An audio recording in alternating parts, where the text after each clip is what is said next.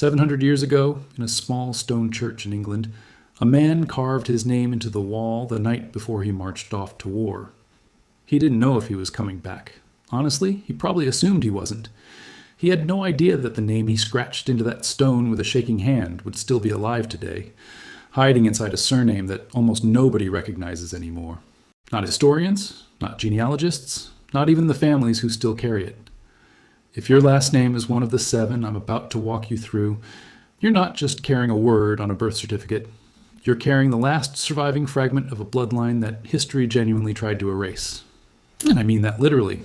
Stick around, because by the end of this video, you're going to be checking your own name against this list. Here's something most people never think about. Your surname isn't just a label. It's not something you invented, and it's not random. In England, surnames used to be records, proof of what your ancestors did, who they were loyal to, what land they were willing to die defending, and sometimes what they were desperately hiding from. Some of the names on this list belong to knights. Some belong to outlaws. One belonged to a woman put on trial for her life. And one, the very last name on this list, turns out to be connected to almost every other name we're about to cover in a way that genuinely surprised the historians who found it. We're counting these down from number 7 to number 1, and I want to be straight with you. The deeper we go, the stranger and more dangerous these bloodlines get. So don't skip ahead. Every single one builds on the last. Number 7. Let's go. Winstan. This name goes back to a single Saxon landholder recorded in a monastery ledger sometime in the 900s. Read that again. The 900s. That's nearly 200 years before William the Conqueror even set foot in England, which makes Winstan one of the oldest traceable surnames still spoken by living people today. Win meant joy or friend. Stan meant stone. Put together, it roughly translates to the steadfast friend, a name given to men who were trusted to hold a position no matter what came at them. And one Winstan proved that literally. When the Normans invaded in 1066, most Saxon landowners did the smart thing. They surrendered their titles and kept their heads down. But a monastery record from Yorkshire describes a Winstan who refused to bow. For almost 2 years, he held a small piece of land against Norman soldiers using nothing but local farmers as an untrained makeshift militia. No formal training, no real weapons, just people who refused to leave. He lost. Almost everyone who resisted did. But here's the thing. His name didn't die with him. His descendants kept it alive quietly, generation after generation, spelled differently by every tax collector who ever wrote it down, buried in obscure parish records nobody bothered to read for 800 years. Today, historians estimate that fewer than 400 people on the entire planet still carry a direct variant of this name. So if there's ever been a Winston, a Winstanley, or a Wynne buried somewhere in your family tree, you might be closer to this bloodline than you realize. But don't get comfortable yet. Because number 6 isn't a story about a man who fought back. It's a story about a family who kept a secret so dangerous it took them 300 years to bury it completely. Fauconberge. This one sounds French, and honestly, it should. This family arrived in England with the Normans after 1066. But here's where it gets interesting. Unlike most Norman nobility, they didn't stay loyal for long. Church records from the 1200s describe a Fauconberge lord accused of something the documents chillingly call double allegiance. In plain English, he was suspected of secretly funding a rival claimant to the throne while publicly swearing loyalty to the sitting king. 2 masters. 1 name. That's an almost impossible position to survive. Now, he was never executed. He wasn't even formally charged, at least not on paper. But something happened anyway. His landholdings quietly shrank. His name slowly vanished from official court documents, and within 2 generations, the Fauconberge name had all but disappeared from noble records entirely. Historians believe this wasn't an accident.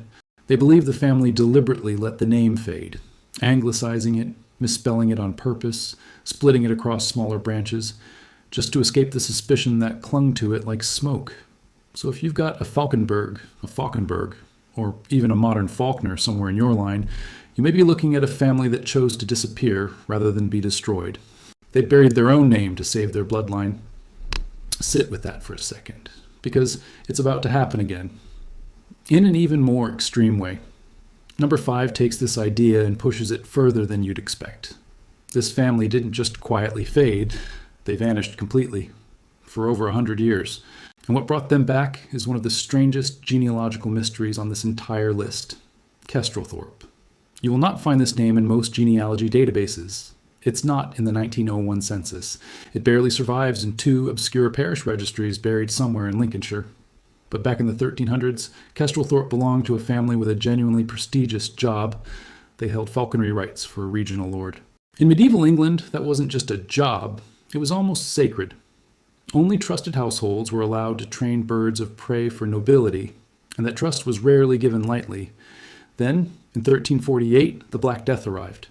Entire villages were wiped off the map, and in the parish where this family lived, the burial records simply stop. For nearly 130 years, there's no trace of the Kestrelthorpe name anywhere in official documentation. No births, no deaths, no marriages, nothing. Most historians assume the bloodline died with the plague, just like so many others did. But in the late 1400s, in a completely different county, a name shows up that's strikingly close: Kestrup, tied to a family working as gamekeepers. Same profession, same regional dialect, same rare specific skill with birds of prey. Genealogists now believe a small number of Kestrelthorpe survivors escaped the plague zone, deliberately changed how their name was spelled so no one would connect them to the quarantined village, and quietly rebuilt everything from almost nothing. So if animals, hunting, or land management has run in your family for generations, and there's an unexplained Kestrup or Kester somewhere in your tree, you might be looking at a bloodline that survived one of the deadliest events in human history simply by refusing to disappear. Okay, don't stop now, because this next one is where the entire tone of this list shifts. Number 4 isn't a story of survival anymore. It's a story of punishment. And what this family did to earn it is going to surprise you. Ashendene, we're at the halfway point, and I need you to understand these next 4 names get significantly darker than anything we've covered so far. Ashendene shows up in 15th century court records, but not as knights or landowners, as accused poachers on royal hunting land. I know that sounds minor to modern ears. It wasn't. In medieval England, hunting on royal or noble land without permission wasn't a slap on the wrist.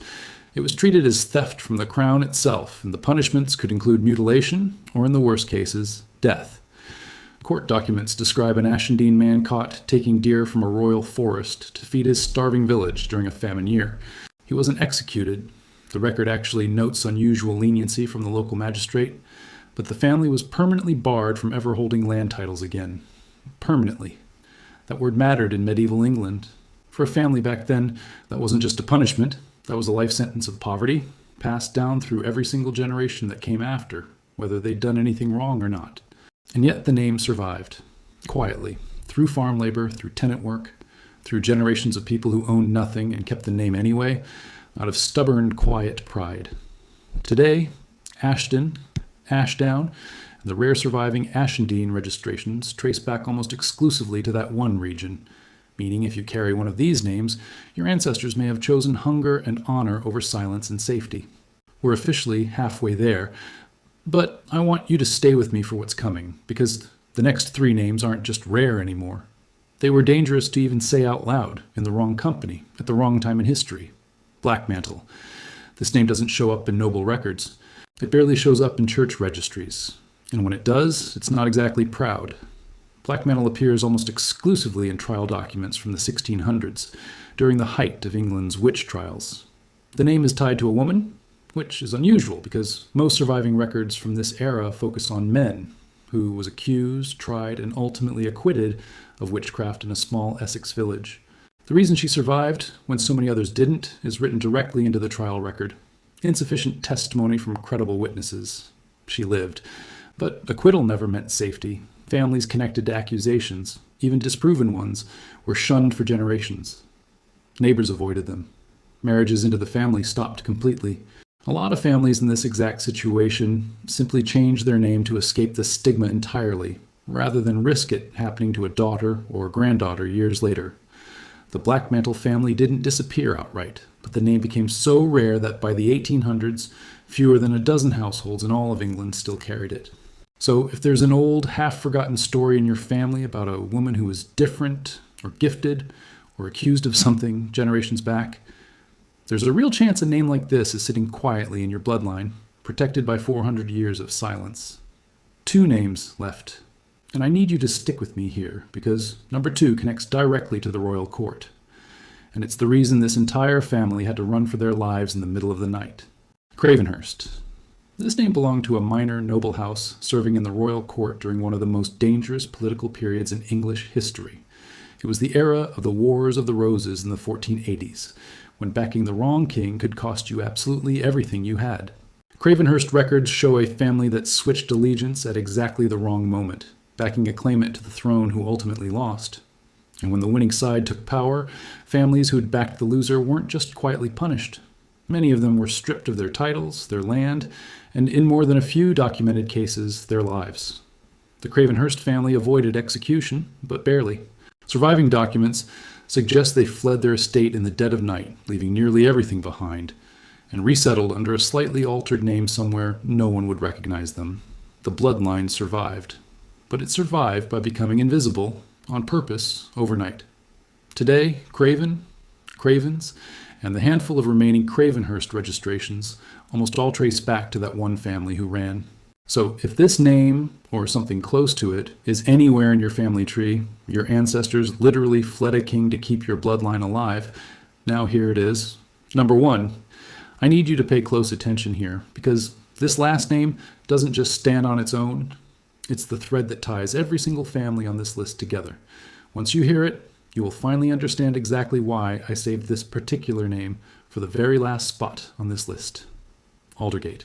Every name we've covered, the man who resisted the Normans, the family who buried their own loyalty, the plague survivors who reinvented themselves, the poachers, the accused witch, the fugitives who ran from a king, they all share something in common that historians only recently connected. At different points across 4 centuries, 6 of these 7 families appear as tenants, neighbors, or documented associates of a single piece of land, once called Aldergate. That's not a coincidence. Genealogists studying regional land transfers realized something remarkable. These bloodlines weren't just surviving separately, in isolation, each fighting their own battle alone. They were surviving together, all of them. The Aldergate name belonged to the family who held onto that land the longest. And according to a single surviving letter from the 1500s, this family quietly sheltered other persecuted families during periods of political and religious upheaval, offering land, false names, and silence in exchange for loyalty and secrecy. If that letter is accurate, and historians increasingly believe it is, then Aldergate isn't just the rarest name on this entire list. It might be the reason any of the other 6 bloodlines are still here at all. Today, fewer than 90 people in the entire world carry the surname Aldergate. So if you've ever heard this name, even once, even from a distant relative, even in passing conversation you barely remember, you may be connected to a family that spent centuries quietly protecting others while slowly erasing themselves from the historical record. 7 names, 7 bloodlines. 7 families who survived war, plague, persecution, and betrayal, not because history chose to remember them, but because they refused to let themselves be erased. And here's what I can't stop thinking about. There are millions of names exactly like this, names that almost disappeared, names that only exist today because one person, at some point, in some impossible moment, decided to keep going instead of giving up. So here's what I want from you. Scroll down right now and drop your surname in the comments, or your grandmother's maiden name, or the oldest family name you actually know. I read every single one of them, and I want to know, is there a name in your family that nobody can quite explain? A name that shows up only one single time, in one old photo, one old letter, and then just quietly disappears forever? Because if this video proved anything, it's that the rarest, strangest names in your family tree are usually the ones hiding the best stories. Drop your name below. Let's find out together what it's been hiding.